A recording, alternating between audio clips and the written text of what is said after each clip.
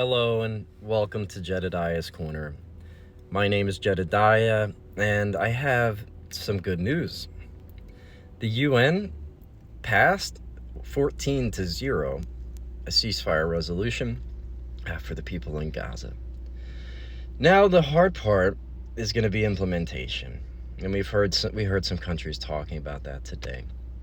We're hearing some countries being more open about how the US is interfering and how it's not fair. If you have an international body of people that come together and have a procedure for hearings, and they have judges and lawyers, and they make legal cases and arguments, you shouldn't have a couple of countries who can say, even when that legal argument has been met and the entire international community says you need to take these actions to stop the loss of human lives, innocent human lives, the US will use their veto vote if it's one of their allies or if they don't approve, which is absolutely not fair. The problem is that the UN's enforcement, the Security Council's enforcement mechanism, typically is the armies of Western countries. So it'll be interesting, now that we live in this multipolar world, will we see any countries step up, any big countries step up, and risk everything to do the morally right thing, to go into Israel, to protect the Palestinian people?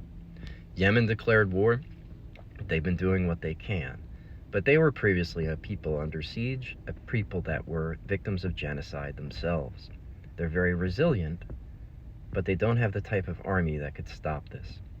And I very much doubt we'll see the United States doing anything but talking. You still have their senators saying ugly, disgusting things. Benjamin Medea has been going around the halls of Congress and confronting people about Palestine.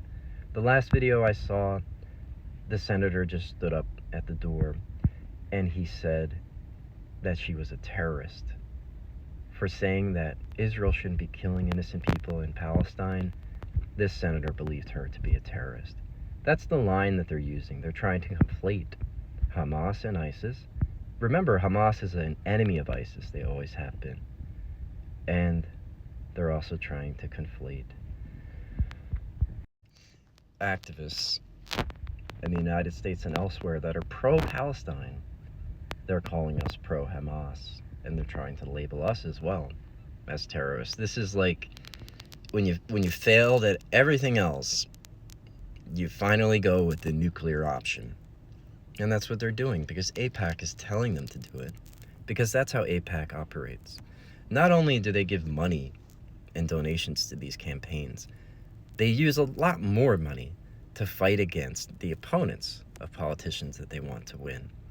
And then they use a lot more money under the table. And they also provide services which all politicians probably truly enjoy. They have cushy jobs. They get really nice salaries. And they weigh in on really heady subjects where they have to do a lot of research. But are they reading up on these subjects? I seriously doubt it. AIPAC hands them their talking points. And this senator, I forget what his name was, he got out his cell phone to point at her. But I think the only reason he did it was to show his masters that he is standing with Israel, regardless of what they do. Even if they take a young woman and cut her legs off and hang her on a wall, they'll still support her. Oh, wait a second. That happened. Israel did that. The Hilltop Boys grabbed a man and basically raped him, tortured him, used sexual violence against him. Have they been held accountable? They're complaining and crying. Let me show you this guy. This guy, Erdogan, he spoke in today. He weighed in today on the Security Council resolution, using the same tired old talking points, as if we're not on to your game. He's pretending like Palestinian lives don't even exist, because he cries about Palestinian or Israeli lives being lost, which is a tragedy if they're not soldiers implementing a genocide. But if they're innocent civilians, it's a tragedy. People being kidnapped is a tragedy. But Hamas, from the very beginning of this, says we welcome accountability. We know we committed crimes, and we are more than happy to be held accountable to the International Court for those crimes. They have absolutely no problem with accountability, but Israel cannot have accountability ever, because all they know how to do is lie. They're like a spoiled child that's never been held accountable, has never been punished, a spoiled child that's never been spanked.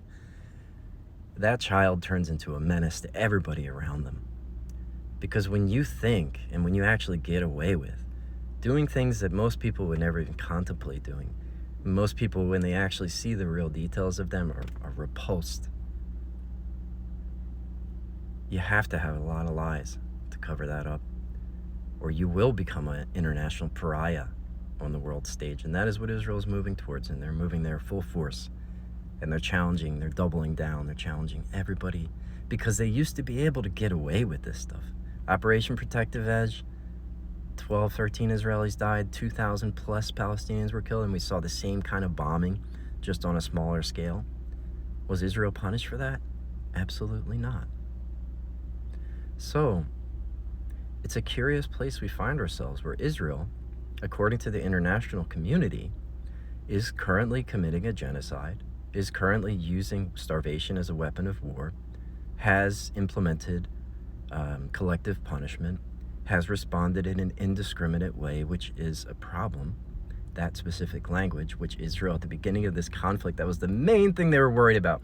Don't use the word indiscriminate. Don't use the word indiscriminate. Don't use the word indiscriminate. It's gone a lot further than that. You had to manufacture fake rape claims. You had to manufacture fake claims about beheaded babies. You got the U.S. president and the Secretary of State to repeat these lies. And then we look at the records of those dead in Israel. They have a record of every single person that was killed on that day, during that one-day guerrilla operation, this prison break of people who have been under siege for 60 years. And act like that justifies anything that they want to do. But it doesn't. That would be like if someone from Mexico, a militia group in Mexico that was somehow connected to the army, but not the government, but not the full government, because they have military brigades of Hamas, and then you have Hamas police officers who don't go and attack Israelis. They're not terrorists. They're actually trying to just help maintain order in the Gaza Strip. They took out the police chief and called him a terrorist. That's insane. That's insane. Everyone in Gaza is connected to Hamas in one way or another, because they were the government there for 16 years. It does not mean they're terrorists. It does not mean they're militants. They're just Palestinian civilians just trying to live a life like you or me or anybody else. So what Erdogan did not do, he didn't mention the Palestinians, maybe in passing. He mentioned some other genocide in Africa and asked why Israeli lives are not considered valuable. What are you talking about, you fucking ignorant fool? No, he's not ignorant. You liar. You fucking liar. Israel has been targeting civilians this entire time. And yes, it was horrible that Israeli civilians died, but you act like Palestinians don't even exist. Your military has killed 32,000 of them, wounded 70,000 of them, destroyed every hospital, or at least most of them. Most of them are barely working, targeted people inside of hospitals. You have committed a list of war crimes longer than my whole body, from my top of my head to the bottom of my feet, written in 8-point font. Your crimes could circle the world twice. And all this will come out, because everything that's done in darkness will eventually come to light. And the arc of history does bend towards justice. I wanted to make a cartoon. I guess I'll just give it away. So imagine like a bow without the string on it, like a bow for a bow and arrow. And the arc of history bends towards justice, but you have all these people that have latched onto that bow that is slowly bending in one direction, and they're all trying to artificially pull it back. Usually, crimes like this get condemned immediately. Israel is the only one that gets special treatment when it comes to this kind of stuff. But just like always, they confuse everyone. They do the thing, and then they accuse their enemies of having done that exact same thing in order to hide their deeds. It is a very juvenile arguing tactic, and it's not working anymore. So fuck off.